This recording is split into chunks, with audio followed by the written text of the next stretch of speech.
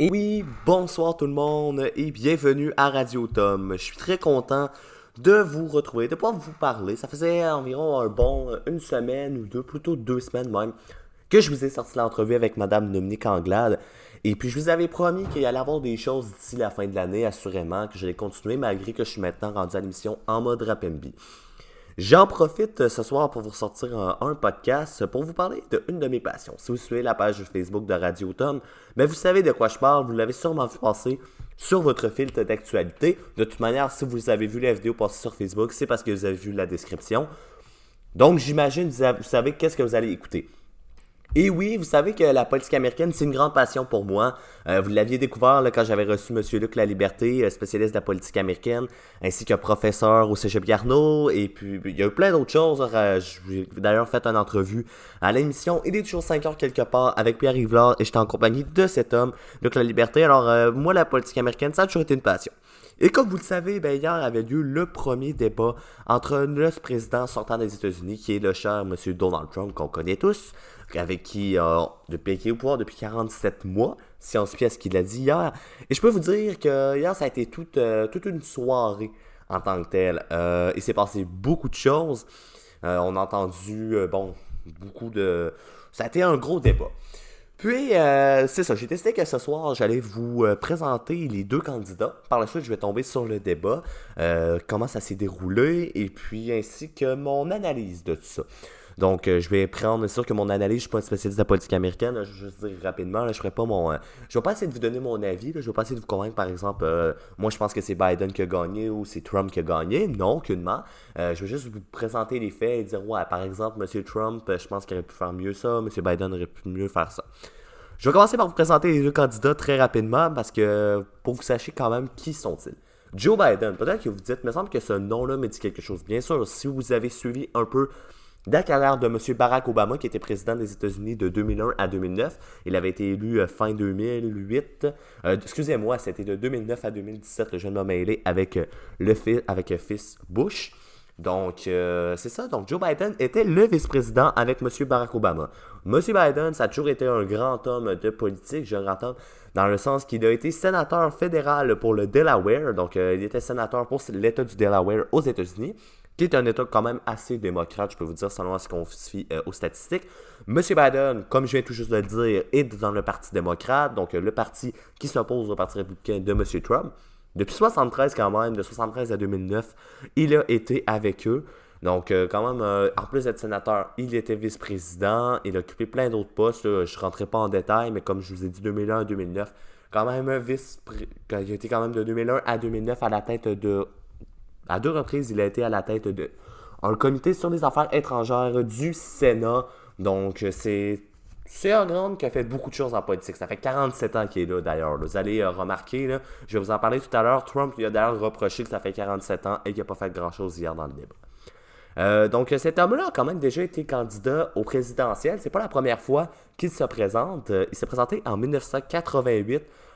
Et à cette époque-là, le candidat qui avait remporté l'élection du côté démocrate pour la primaire était Monsieur Michael Dukakis. J'espère que je le prononce bien. Dukakis, qui lui a battu Monsieur Joe Biden, mais l'a pas battu en tant que tel. Monsieur Biden avait été obligé de démissionner suite à des histoires il y avait eu des histoires d'agression sexuelle qui avaient ressorti. Il n'y avait pas eu de plainte officielle, mais des histoires de dénonciation. Il avait préféré se retirer et en 2008, ben, il s'est présenté. Là, il a vraiment perdu la course contre M. Barack Obama. Mais M. Obama a dit qu'il aimait bien M. Biden et lui a offert la vice-présidence. Donc ça ressemble un peu à ce qu'il en est pour M. Biden. Maintenant, si je présente M. Trump rapidement, parce qu'on le connaît quand même assez bien, il est né, lui, le 14 juin 1946 à New York. Il a 74 ans aujourd'hui. D'ailleurs, j'ai oublié de vous dire, là, mais il a 77 ans, Monsieur Joe Biden. Là. Donc, Monsieur Biden, il est plus âgé que Monsieur Trump. Et c'est la première fois qu'on voit deux candidats aussi âgés pour ce qui se battent pour une place du côté de la présidence américaine.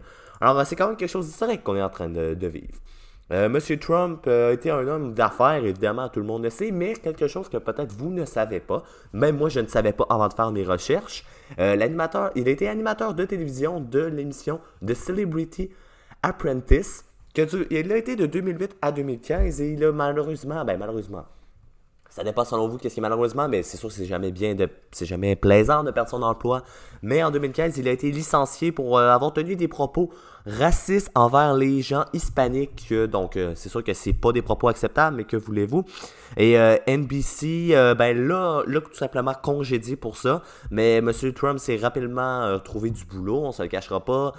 Il est devenu président des États-Unis environ un an, quelques années plus tard. Donc environ un an plus tard. Donc malgré tout, il s'en est quand même bien sorti. Il est devenu quand même, quand il a été élu en 2016, lorsqu'il a battu Mme Hillary Clinton, qui est d'ailleurs la femme de l'ancien président M. Bill Clinton, qui était de 92 à 2000 président des États-Unis. Lorsqu'il il est devenu à l'investiture, il est le président le plus âgé, donc le plus âgé qui a occupé ce poste, imaginez-vous. Il est le plus riche de l'histoire aussi à occuper le poste de président. Il est le premier à ne jamais avoir exercé des fonctions politiques ou militaires. Donc, il n'a jamais été en politique avant, jamais s'occupé de l'armée. Et ça, c'est quand même quelque chose qu'on savait, mais je ne savais pas qu'il était. Il y avait déjà eu d'autres gens. Et le 5e président dans toute l'histoire, les 45e, je vous rappelle, 5e sur 45, à l'avoir remporté l'élection sans avoir eu le vote populaire. Le vote populaire, vous savez, c'est par exemple, il y a eu plus de votes pour Mme Clinton, mais à cause des États. Vous savez, les États aux États-Unis ont des points, c'est un système de points. Vu qu'il a remporté les États qui valaient le plus de points, eh bien, il a remporté son élection, M. Donald Trump. Donc, c'est ce qui lui a permis d'être au pouvoir. Maintenant, on tombe dans le sujet que je veux vous parler depuis si longtemps. Le débat. Quelle est mon analyse du débat? J'ai envie de vous faire entendre un petit extrait de quoi ça avait l'air hier. Alors, on va l'écouter ça. Will you shut up, man? Listen, the fact of the matter is, I beat Bernie Sanders. Not by much. Why did you do it over because you weren't president screwing things up. You were a senator, and You're by the the way, worst you were a president vice. America has ever had. Hey, Come Joe, on. don't ever use the word smart with me. Don't ever use that word. Oh, give me a break. Because you know what? There's nothing smart about you, Joe. 47 years you've done Well, let's nothing. say that- You Go ahead, said- you got the Wait a minute. You get the final word, Mr. Well, it's hard to get any word in with this clown. I'm not here to call out his lies. Everybody knows he's a liar. But you I just agree. want to Hey, make Joe, sure. you're the liar. Bon, fait que ça vous donne une petite idée de quoi ça avait l'air hier. Un débat assez chaotique, comme on dit.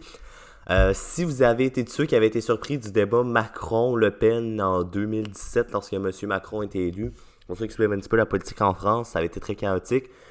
Mais là, c'était dans les deux sens. Souvent, on va dire qu'il y a tout le temps un chef de parti qui est plus baveux que l'autre, là, mais là, on peut dire que, comme vous avez pu l'entendre, M. Biden qui a dit quand même... Je vais commencer avec ce que Biden a dit et je vais finir avec Trump, donc je vais montrer les deux côtés, qu'est-ce qui a été dit. M. Biden, dans l'extrait, comme vous pouvez l'entendre, si vous n'avez pas très bien compris, vu que c'était quand même rapide, c'est sûr que si vous n'êtes pas bilingue, ça part quand même assez rapidement, mais bon, il dit que... Est-ce que vous pouvez vous fermer, M. Trump? Il dit « Will you shut up? » Par la suite, on comprend aussi qu'il le traite de clown. Il dit qu'il a été le pire président de l'histoire. Ils se coupaient beaucoup mutuellement. M. Trump est allé dire à M. Biden « J'en ai fait plus en 47 mois que tu en as fait en 47 ans. » Beaucoup de choses comme ça. M. Trump aussi ne s'est pas gêné pour lui dire que la gauche radicale devait s'en aller en prison, qu'il représentait justement cette gauche radicale. Donc, il y a eu beaucoup de choses. Donc, c'était un débat assez chaotique, qu'on peut dire. Et j'ai envie de vous présenter qu'est-ce qu'on en pensait. Dès que le débat s'est terminé hier, moi, je trouve que ce qui est plaisant comparé au Canada, ce qu'on n'a pas au Canada puis qu'il y a aux États-Unis, c'est qu'il y a vraiment une rivalité, là. Les deux présidents, quand ils rentrent, c'est presque comme sur un ring de boxe. Ils veulent gagner. Ils veulent être la personne qui l'emporte. Et les Américains, c'est ce qu'ils veulent. Ils veulent un spectacle, ils veulent un show. C'est pas pour rien que M. Trump a été élu. M. Trump faisait un excellent show en débat contre Mme Clinton. Je sais pas si vous avez vu justement ce débat-là qui avait eu lieu en 2016 à Cleveland, car ça se tenait à Cleveland, en Ohio, pour ceux si vous ne saviez pas. On voyait M. Trump qui se promenait derrière Mme Clinton. Il lui avait quand même dit « Si je remporte, je t'envoie en prison pour fraude. » Donc, on se rend compte que M. Trump était quelqu'un qui faisait réagir. Et il a toujours fait réagir, et c'est ce qu'il était mis dans son personnage. Donc, hier, les Américains, avant le débat, se disaient « On va surveiller. Est-ce que M. Trump va faire un débat, là, ou est-ce qu'il va faire réagir, il va dire beaucoup de choses? » Et on se posait beaucoup la question « Qu'est-ce qu'il va avoir là, M. Biden? » Parce que Biden... Il a quand même 77 ans. Et il y a des fois qu'on le remarque que M. Joe Biden, pas tout là, mais tu sais, parfois, des fois, il prend plus son temps à répondre, mais c'est un homme beaucoup plus calme, plus posé. Donc, il y en a certains qui se disaient, est-ce que M. Biden pourrait finalement juste finir par dire juste partir dans son monde et juste plus écouter M. Trump et se mettre un peu à être moins là et M. Trump en profite et puis l'attaque sur des choses personnelles. Et finalement, c'est pas ça que ça a donné. Ça s'est terminé hier. Moi, j'ai écouté sur les ondes de CNN. Et puis, CNN qui est quand même un poste assez démocrate aux États-Unis, là, si vous ne saviez pas, je vais l'apprendre. Puis ce qu'il disait, c'est que M. Biden était loin d'avoir fait son meilleur débat. C'était la même chose pour M. Trump. Que c'était totalement chaotique, mais en même temps, comment on pourrait dire ça? C'était chaotique, et je pense que aucun est capable de dire qui a gagné. Si on se fie aux intentions de qui l'a remporté, c'est pareil aux intentions de vote. 51% disent que c'est M. Biden, 43% disent que c'est M. Trump qui a remporté le débat. Mais ça, c'est le pourcentage qu'on a pour les votes. Donc, on imagine que hier, la base électorale des deux est restée là. C'est dit, ben, moi, j'aime Monsieur Trump, ben, je pense que c'est M. Trump qui a remporté le débat. Et ceux qui votaient pour Biden ont dit la même chose. M. Biden a bien mieux fait que M. Trump. Donc, ça a été quelque chose hier, quand même, le débat. Ça a été un débat, je pense, qui va être assez historique. Est-ce qu'on apprend...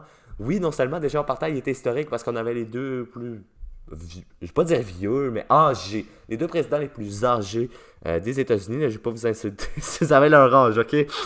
Et puis, le président... C'est ça, les deux hommes qui auraient... C'est ça, quand même assez âgés.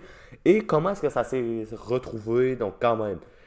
malgré tout, ce qui est quand même surprenant, c'est qu'on a remarqué hier que au début, M. Trump est resté quand même calme. Il y a un bout où est-ce qu'il est monté aux attaques personnelles, mais il n'est pas trop allé dans les attaques personnelles. On se rappelle, contre Mme Clinton, c'était beaucoup vous êtes une ci, vous êtes une ça. D'ailleurs, il surnomme affectivement, comme on pourrait dire, M. Joe Biden, Sleepy Joe. Je vous ai expliqué pourquoi Sleepy Joe, ça veut dire dormir en anglais, sleep.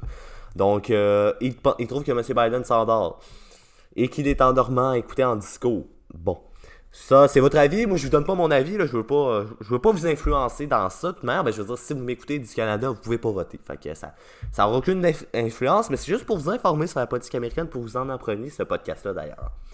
Puis c'est ça, donc hier, M. Trump a commencé à leur reprocher beaucoup sur son travail comparé à sur qui il est.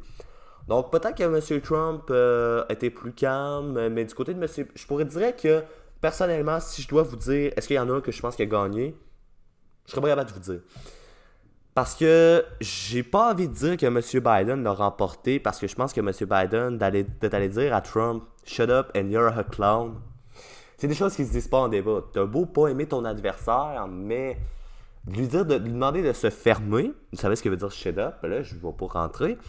Et puis, du côté de M. Trump, j'ai trouvé surtout qu'il n'a pas fait de remarques, mais il coupait beaucoup la parole. C'est peut-être ça que j'ai trouvé un peu intense de son côté.